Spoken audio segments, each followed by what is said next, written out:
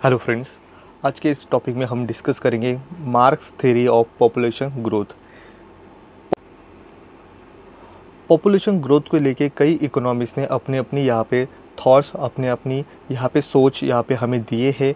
उसी तरह से यहाँ पे कार्ल मार्क्स ने भी अपनी सोच यहाँ पे पॉपुलेशन किसी भी कंट्री की बढ़ने की क्या वजह हो सकती है, इसे भी कार्ल मार्क्स ने अपनी एक पॉइंट ऑफ व्यू यहाँ पे इस थ्योरी के साथ साथ हमें मिलता है। बट कार्ल मार्क्स ने यहाँ पे पर्टिकुलर कोई भी पॉपुलेशन ग्रोथ को लेके थ्योरी नहीं दी है, बट उनकी जो सोच है, अपनी सोच से ही हमें पता चलता है कार्ल मार्क्स का point of view population growth को लेके क्या है और किस तरह से किसी भी कंट्री की पॉपुलेशन बढ़ने में वजह यहाँ पे कार्ल मार्क्स ने कैपिटलिस्ट सोसाइटी को माना है। और कैपिटलिस्ट सोसाइटी की जो थिंकिंग है, उनका बिहेवियर है, यही पॉपुलेशन ग्रोथ बढ़ाने में यहाँ पे रीज़नेबल होता है। यही हमें एक Karl Marx theory of population growth में पता चलता है। तो ओवरऑल हम देखें तो ये थ्योरी डेवलप की गई थी German economics philosopher Karl Heinrich Marx, जिनका बॉर्न हुआ था 1818 में और उनकी डेथ हुई थी 1883।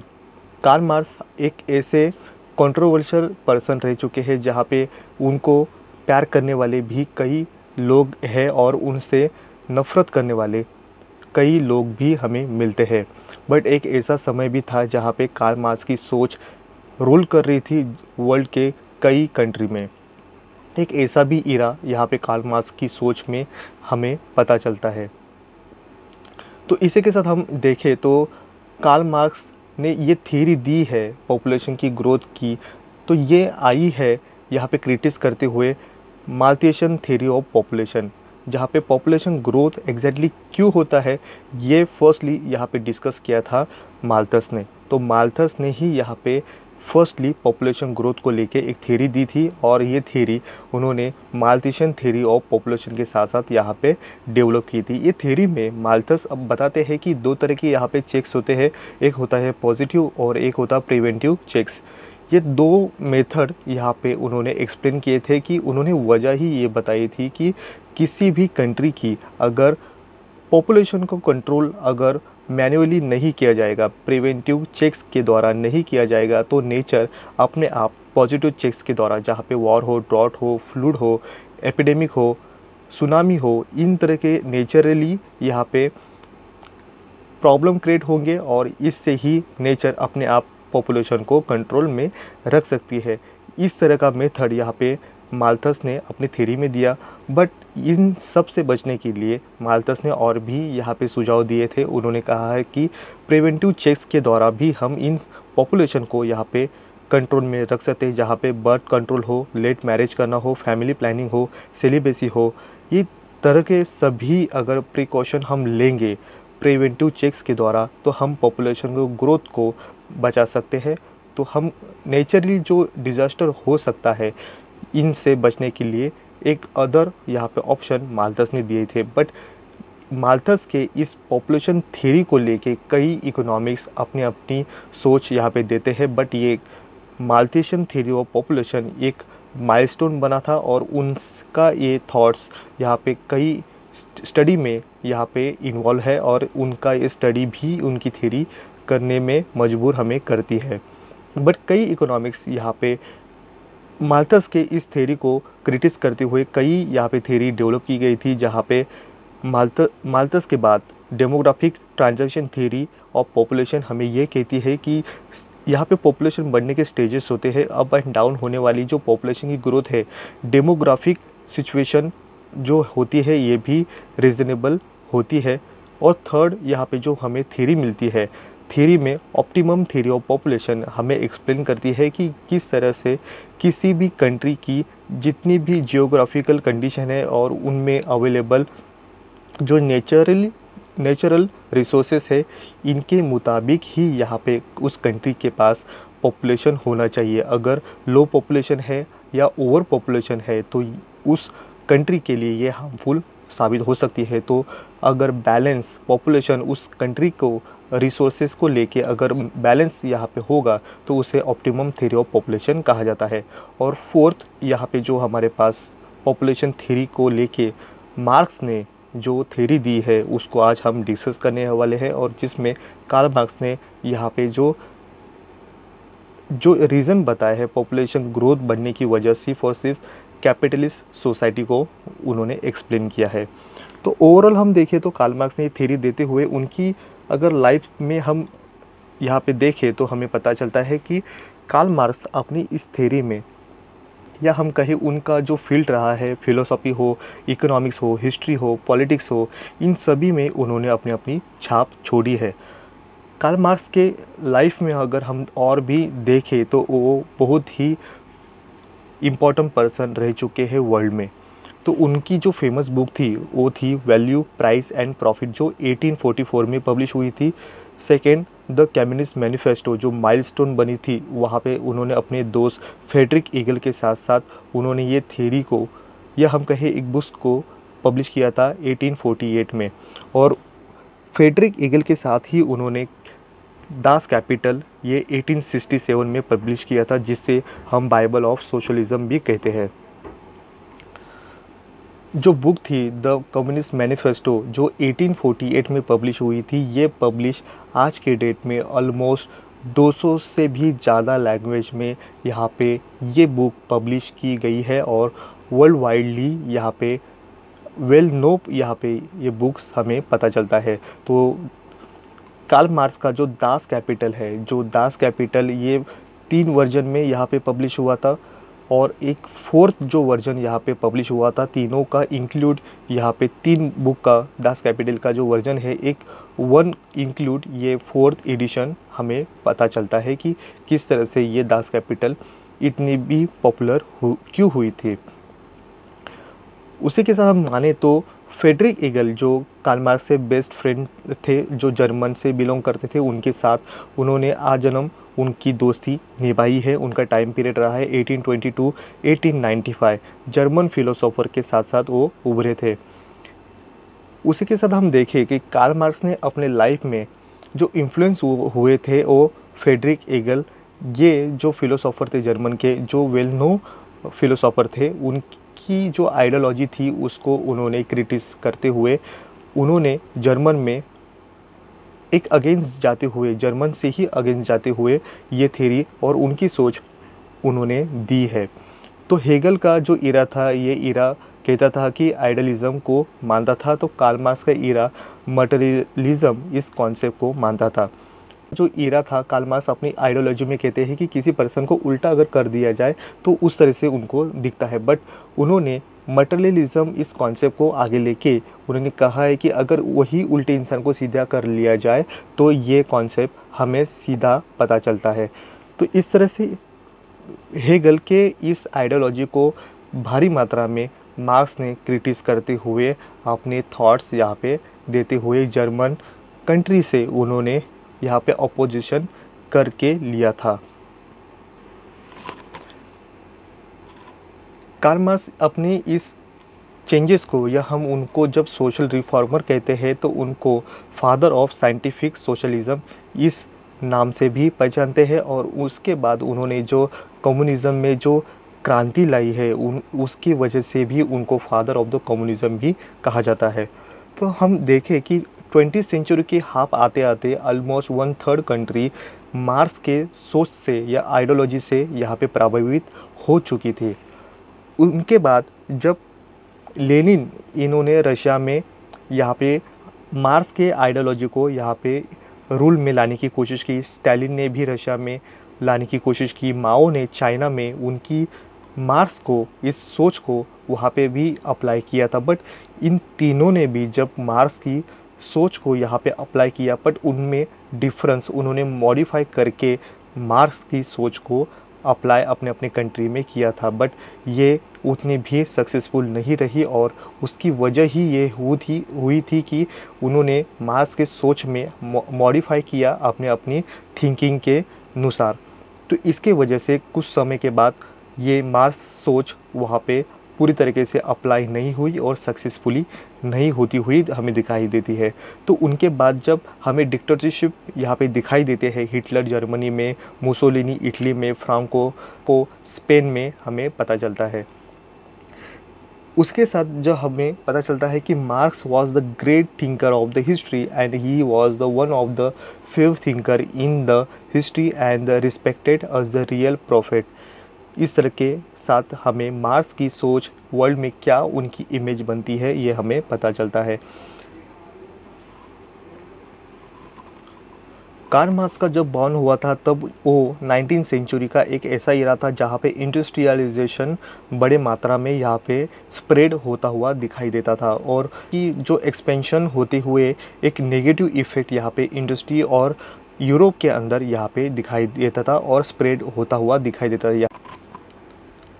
कार्ल मार्क्स अपनी इस थिंकिंग में, अपनी इस थ्योरी में स्टेजेस ऑफ सोसाइटी को एक्सप्लेन करते हैं। यहाँ पे उन्होंने 6 तरह की यहाँ पे सोसाइटी इंक्लूड होती है इस तरह से एक्सप्लेन किया है। उसमें फर्स्ट है primitive communism state, second slavery society stage, third feudalism stage, fourth capitalism stage, fifth socialism stage और सिक्स कम्युनिज्म स्टेज। इसमें उन्होंने कहा है कि जो प्रिमिटिव कम्युनिज्म स्टेज जो है इसमें किसी भी तरीके की पाबंदी, लोगों को रिस्ट्रिक्शन नहीं है, लोग अपनी अपनी नेचुरल कंडीशन के साथ साथ यहाँ पे अपना जीना पसंद करते हैं। सेकेंड जो है उसमें स्लेवरी जो स्टेजेस है इसमें 2 क्लास यहाँ पे बनते हैं। यहाँ पे जो स्लेवरी में मास्टर और स्लेव इस तरह की यहाँ पे क्लासेस बनते हैं। तो फेडरलिज्म में यहाँ पे लॉर्ड और सर्फ बनते हैं, तो कैपिटलिज्म में कैपिटलिस्ट और वर्कर इन तरीके के क्लासेस बनते हैं। तो उन्होंने कहा है कि ये सोसाइटी के अंदर अगर क्लासलेस सोसाइटी है तो वो है सोशलिज्म में और कम्युनिज्म में, जो कंपैरिजनली प्रिमिटिव सोसाइटी के अंदर हमें उसी तरह से मिलती थी। तो ये स्टेजेस में ही हमें पता चलता है कि जो स्लेवरी, फ्यूडलिज्म, कैपिटलिस्ट सोसाइटी के अंदर हमें 2 क्लासेस मिलते हैं। जो क्लासेस, तो ये क्लासेस कौन से हैं? तो क्लासेस बनते हैं यहाँ पे कैपिटलिस्ट सोसाइटी के अंदर। उन्होंने यूज में यहाँ पे उन्होंने क्रिटिस करते हुए कार्ल मार्क्स ने कहा है कि कैपिटलिस्ट सोसाइटी किसी भी ग्रोथ करने वाली कंट्री के लिए हार्मफुल है, क्योंकि कैपिटलिस्ट सोसाइटी जो लेबर की एक्सप्लॉयटेशन ज़्यादा से ज़्यादा करने की कोशिश करके प्रॉफिट लेने की कोशिश करते हैं। तो उन्होंने यही कहा है कि जो क्लासेस इन सोसाइटी के अंदर 2 क्लासेस इंपॉर्टेंट है। कार्ल मार्क्स अपने इस सोच में 2 क्लासेस इन सोसाइटी के बारे में एक्सप्लेन करते हैं। तो कैपिटलिस्ट सोसाइटी को बुर्जोसिस कहा जाता है, तो लेबर क्लासेस को उन्होंने प्रोलेटेरिएट कहा है।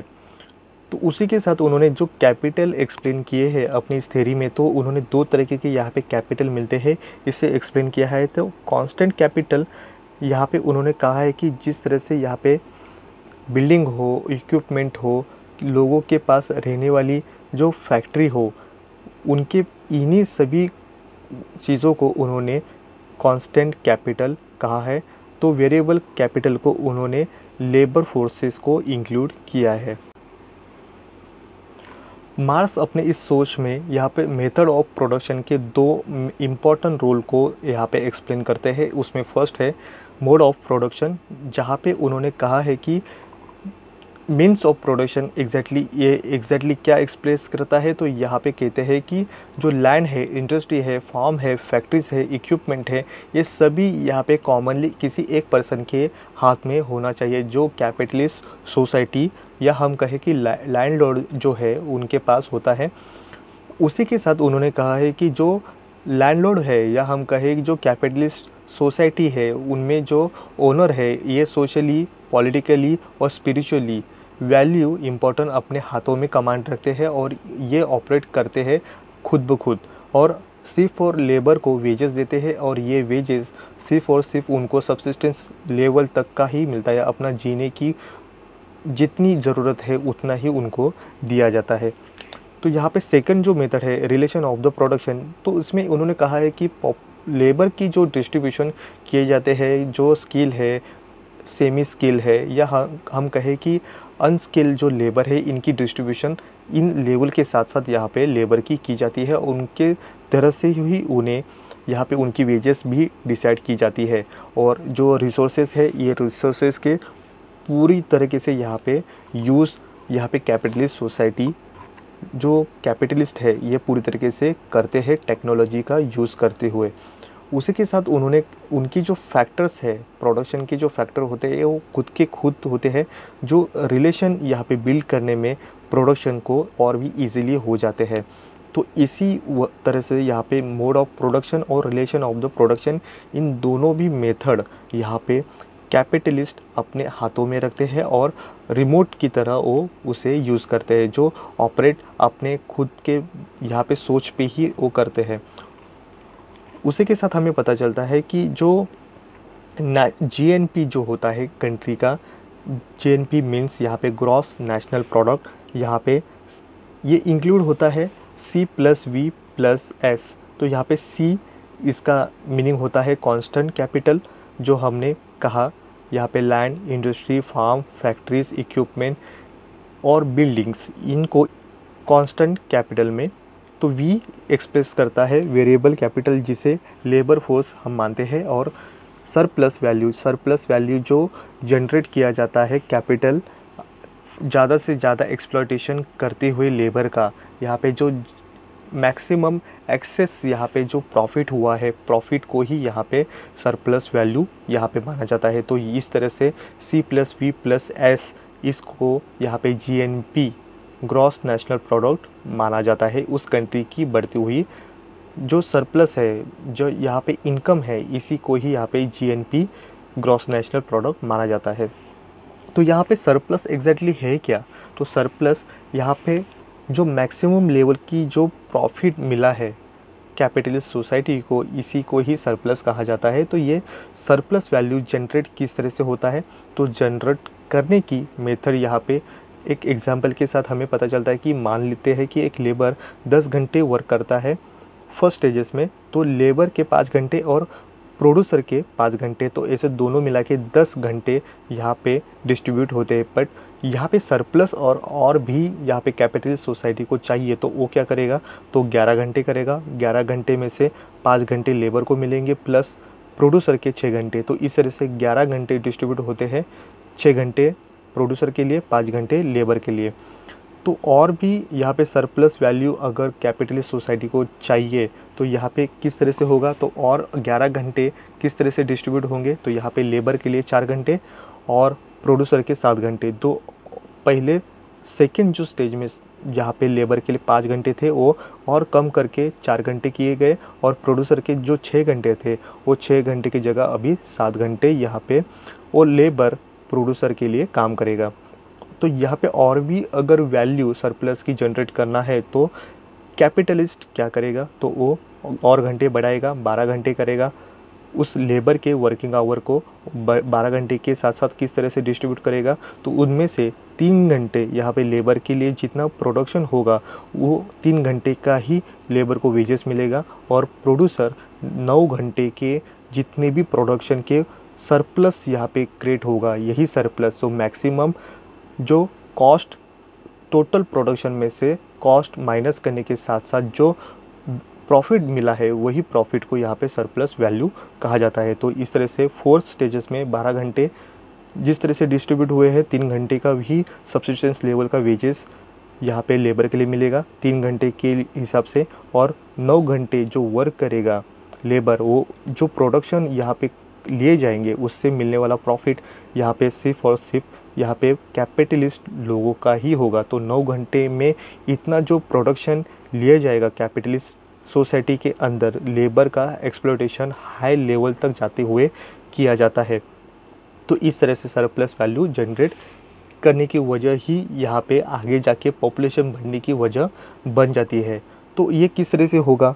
तो ये हम मान लेते हैं कि फर्स्टली एक कॉन्सेप्ट को भी क्लियर कर लेते हैं कि कमोडिटी और मनी इनकी जनरेट करने की वजह किस तरह से होती है। तो यहाँ पे C1 जो है, ये C1 है एक कमोडिटी लेने के लिए हमें क्या करना पड़ेगा? हमें मनी, तो हम एक कमोडिटी को बेचते हैं मनी लेने के लिए, और एक मनी फिर दूसरे कमोडिटी को लेने के लिए खर्च किए जाते हैं। तो यहाँ पे जो फर्स्ट कमोडिटी है और सेकेंड कमोडिटी एक जैसी नहीं है।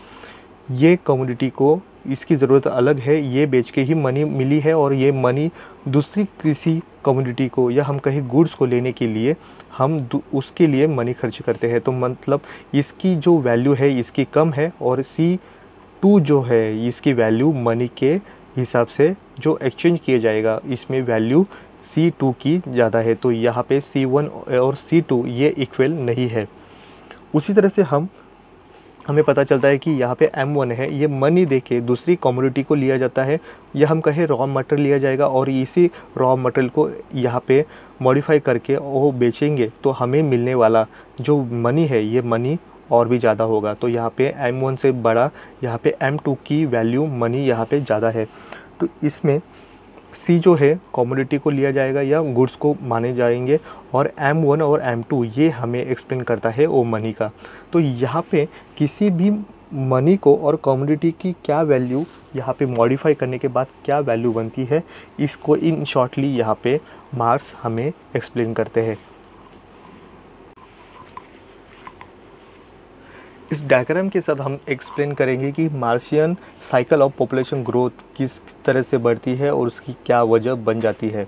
तो इसमें वजह ही एक होती है इंडस्ट्री इरा, जहाँ पे मार्स ने जब उनका बॉर्न हुआ था, उनका बॉर्न के टाइम पे यहाँ पे इंडस्ट्री एक्सपेंड हो रही थी और बड़ी ही मात्रा में यहाँ पे यूरोप के अंदर यहाँ पे इंडस्ट्रियलाइजेशन बड़ी मात्रा में हुआ था और इसी कंडीशन में बैड कंडीशन में यहाँ पे लेबर की वर्किंग कर रहे थे, उनको मिलने वाला वेजेस भी कम था और उनकी जो सैलरी थी उनकी फैमिली भी बढ़ने की कोशिश या उनको उनकी ज़रूरतें फुलफ़िल करने की भी दिक्कत आने लगी थी। तो यहाँ पे मैक्सिमम लेवल तक यहाँ पे एक्सप्लॉयटेशन लेबर की गई थी और उनको मैक्सिमम वर्किंग आवर पे यहाँ पे लगाया गया था और उनको मिलने वाला जो प्रॉफिट था, वेजेस थे, उनकी जो वेजेस मिलने वाली उनकी फैमिली का गुजारा भी नहीं हो रहा था। यही वजह आगे जाके यहाँ पे पॉपुलेशन ग्रोथ होने की वजह पता चलती है, क्योंकि यहाँ पे इस साइकिल में हमें पता चलता है कि जब यहाँ पे सरप्लस लेबर बढ़ने की वजह क्या होगी, तो यहाँ पे decreasing in the real wages, यहाँ पे जो लेबर है उनकी जो रियल वेजेस है इनको कम किया जाता है। जब कम करने की वजह से फिर होगा क्या है, again increase the number of the hand. जब लोगों की रियल इनकम या वेजेस कम होगा, लेबर की जब वेजेस कम होते हैं तो उनको अपनी फैमिली चलाने के लिए और भी हैंड की ज़रूरत होती है। अगर अदर हैंड मतलब उनकी फैमिली और भी बढ़ने की कोशिश करती है। अगर एक ही फैमिली में 5 लोग होंगे तो उनसे आने वाला वेजेस और भी ज़्यादा होगा। तो यही माइंडसेट यहाँ पे पुअर और यहाँ पे लेबर फैमिली के अंदर बन गया और जो बिल्ड हुआ कि फैमिली में जितना ज़्यादा लोग होंगे उतना ज़्यादा उनकी फैमिली की इनकम बढ़ेगी। तो यही सोच आगे जाके यहाँ पे जो लेबर के वेजेस कम होने की वजह ही आगे जाके पॉपुलेशन ग्रोथ करने की वजह बन गई थी। तो यहाँ पे decreasing in the real wages जब कम होंगे तब again increase the number of the hand, यहाँ पे फैमिली और भी बढ़ेगी और फैमिली अगर बढ़ती है तो आगे क्या होता है, डिक्रीज द वेजेस फर्दर, और भी लोग पॉपुलेशन बढ़ती है। बढ़ती हुई पॉपुलेशन के साथ साथ लोगों के वेज रेट भी कम होते हैं इस तरह से, क्योंकि जितनी ज़्यादा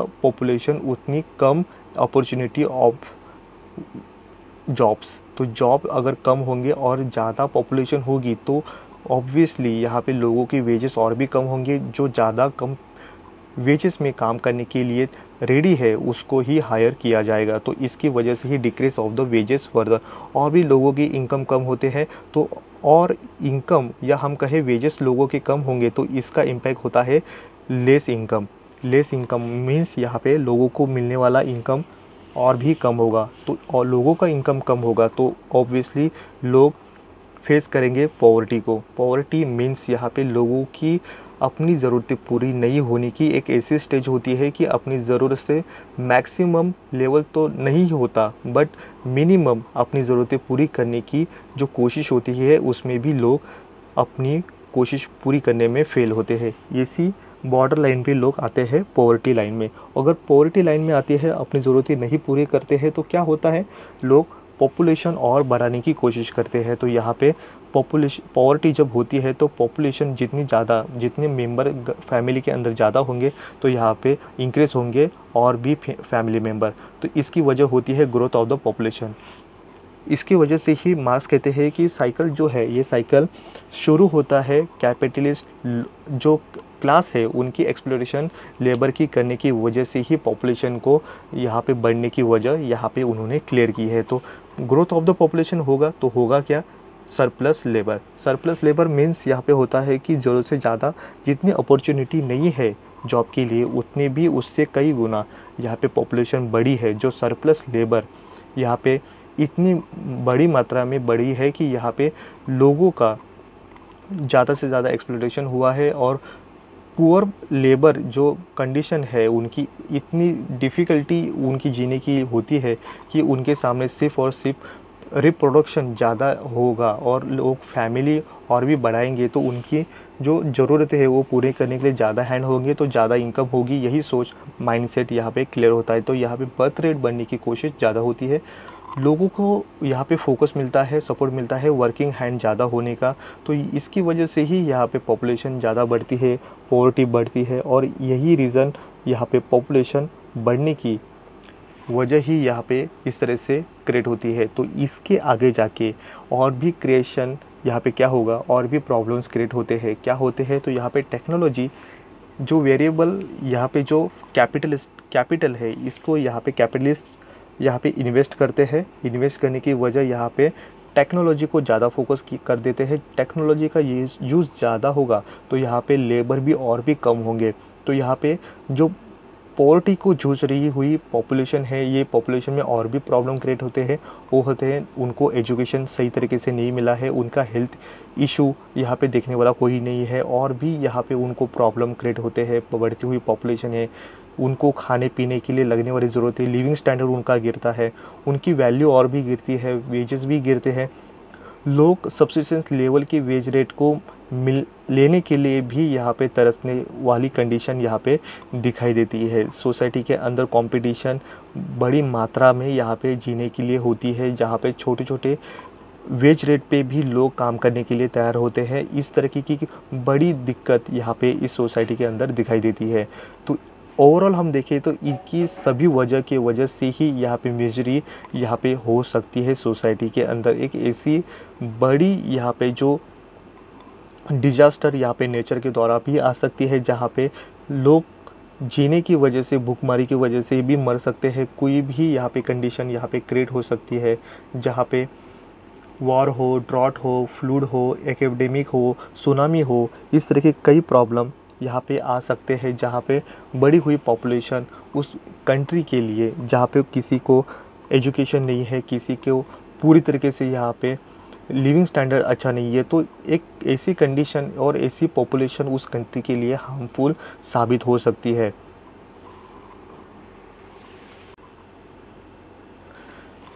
इस तरह से जो बढ़ी हुई पॉपुलेशन है, ये पॉपुलेशन अनएम्प्लॉयमेंट को फेस करती है। यहाँ पे जो पॉवर्टी है, अपनी ज़रूरतें पूरी नहीं होने की वजह से यहाँ पे प्रॉब्लम को फेस करती है। तो इसी के वजह से जब अपने होने वाले अनजस्टिस को जब रियलाइज़ करते हुए ये जो यूथ है आगे जाके फिर यहाँ पे क्लास स्ट्रगल को जन्म देती है।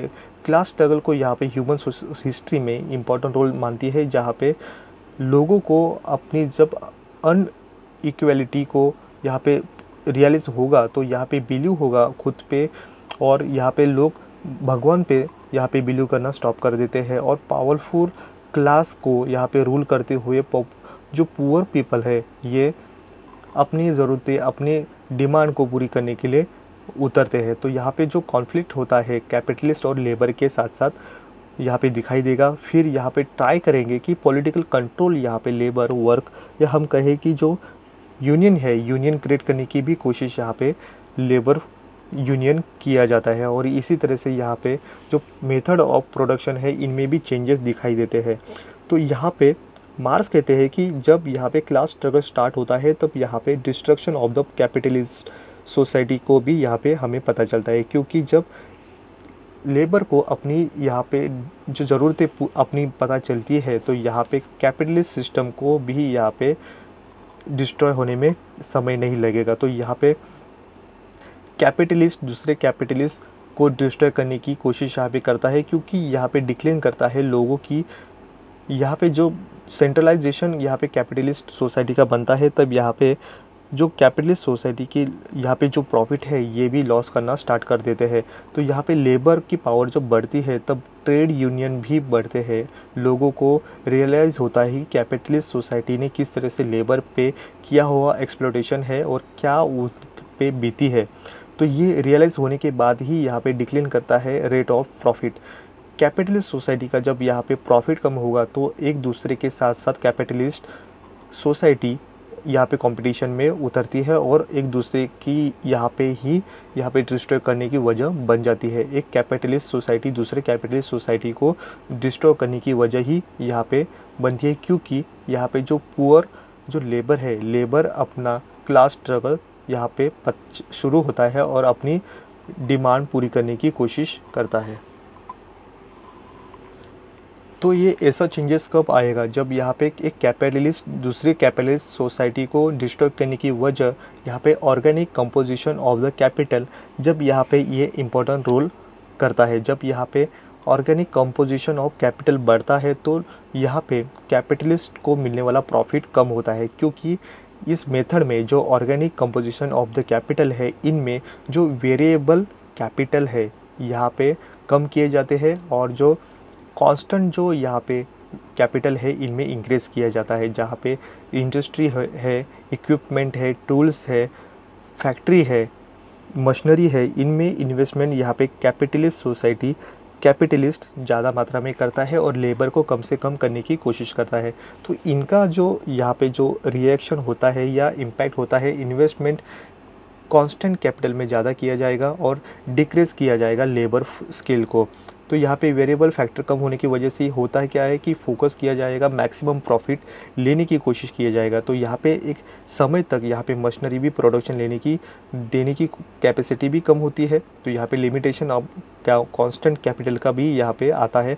तो यहाँ पे जो राइज होगा, जो रिजर्व आर्मी ऑफ लेबर, जो अनएम्प्लॉयमेंट लोग हैं, ये भी उनकी बढ़ी हुई मात्रा रिजर्व आर्मी ऑफ लेबर ये भी बढ़ेगा और इसके अगेंस्ट जाके यहाँ पे कैपिटलिस्ट सोसाइटी डिस्टर्ब होती हुई दिखाई देती है, क्योंकि क्लास इन इटसेल्फ और क्लास फॉर इटसेल्फ इनमें जो डिफरेंस है, इस डिफरेंस को ही आगे जाके यहाँ पे मार्क्स कहते हैं कि लेबर फोर्स डिमांड में आएंगे और रूल करते हुए कैपिटलिस्ट सोसाइटी यहाँ पे पूरी तरीके से डिस्ट्रॉय होगी।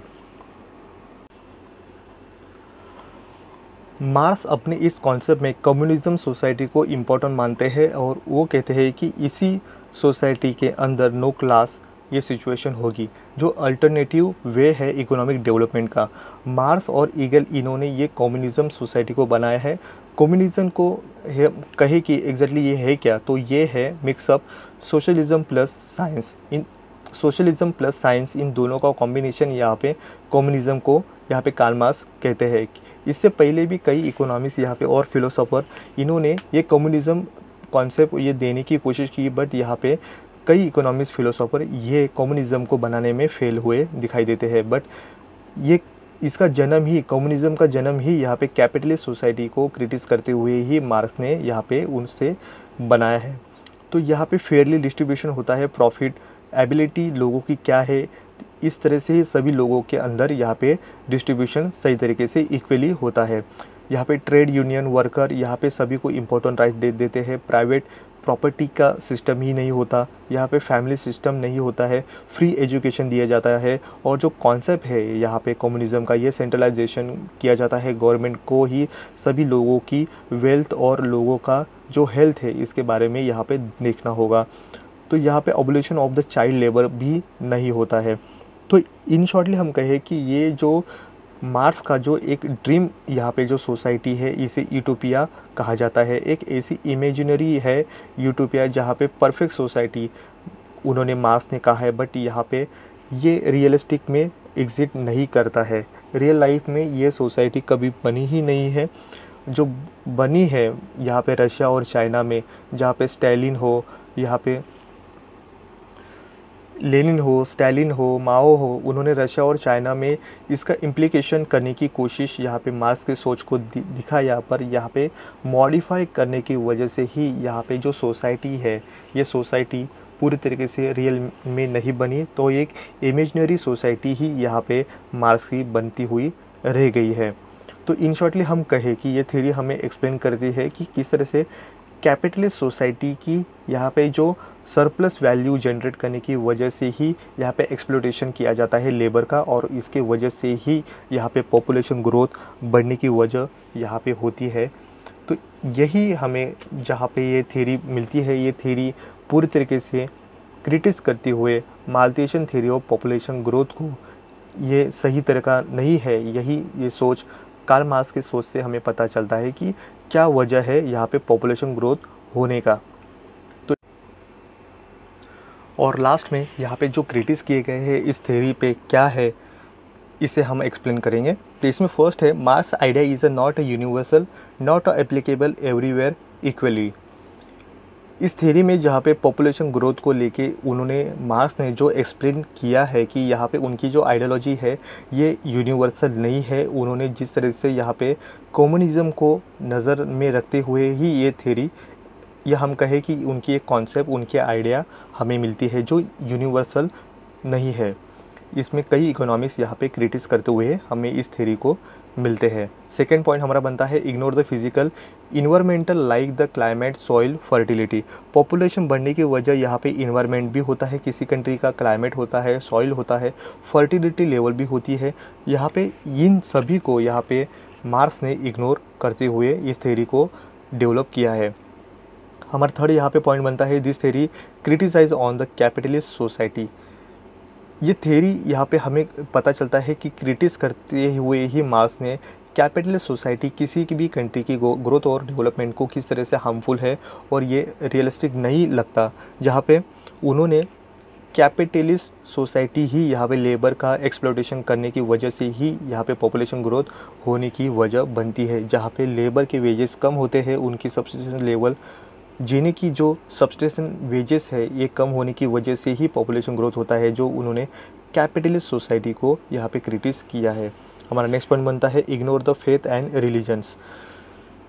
लोगों के अंदर गॉड को लेके जो फेथ होता है, उनका जो धर्म होता है, इनको पूरी तरीके से इग्नोर किया है, जो पॉपुलेशन ग्रोथ बढ़ने में यहाँ पे हेल्पफुल होते हैं। हमारा नेक्स्ट पॉइंट बनता है, ignore the medical facilities. Karl Marx जिस इरा में थे वो इरा 19वीं सेंचुरी का था, बट आज के इस 21st सेंचुरी में यहाँ पे मेडिकल फैसिलिटी इतनी बड़ी है कि यहाँ पे डेथ रेट भी कम हुआ है। इस सोच को यहाँ पे प्रेडिक्ट करते हुए नहीं दिखाई देते हैं कार्ल मार्क्स। हमारा नेक्स्ट पॉइंट बनता है, this theory is focus only labour and their the value. इस थ्योरी में यहाँ पे लेबर को ही यहाँ पे सेंट्रलाइज किया गया है कार्ल मार्क्स के द्वारा, और उन्होंने यहाँ पे जो लेबर है और उनकी जो वैल्यू वो जनरेट करेंगे इनको ही फोकस किया है, बाकी फैक्टर को यहाँ पे इम्पोर्टेंट नहीं मानते। हमारा नेक्स्ट पॉइंट बनता है, अज्यूम किया गया है population growth increase and then the decrease the wages.